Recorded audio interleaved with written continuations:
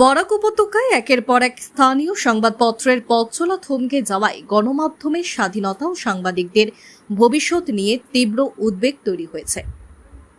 বন্ধ হয়ে গেল বরাক উপত্যকা আরও একটি দৈনিক গতি পত্রিকা।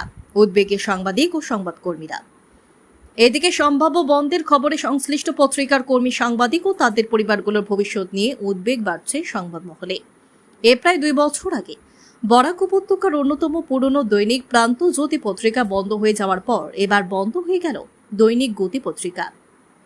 আর্থিক সংকট এবং বিজ্ঞাপন হ্রাস পাওয়ায় মতো চ্যালেঞ্জের কারণে পূর্বের দিকেও বেশ কিছু দৈনিক পত্রিকা বন্ধ হওয়ার খবর পাওয়া যায়, যার ধারাবাহিকতায় সংবাদকর্মীরা গভীর সংকটে পড়েছেন।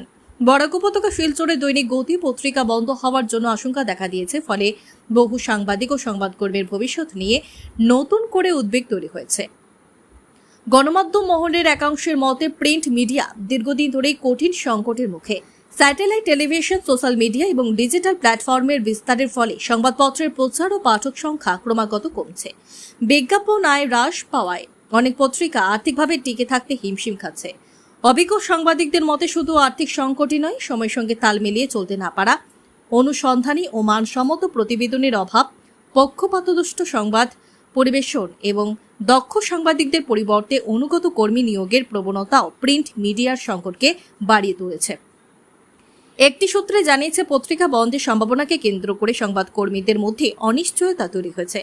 অনেকের বক্তব্য, পরবর্তীত পরিস্থিতিতে নতুন বাস্তবতার সঙ্গে টিকে থাকা এখন সবচেয়ে বড় চ্যালেঞ্জ। এদিকে পত্রিকা বন্ধের খবরে সংশ্লিষ্ট কর্মী, সাংবাদিক ও তাদের পরিবারগুলোর ভবিষ্যৎ নিয়ে উদ্বেগ বাড়ছে সংবাদ মহলে।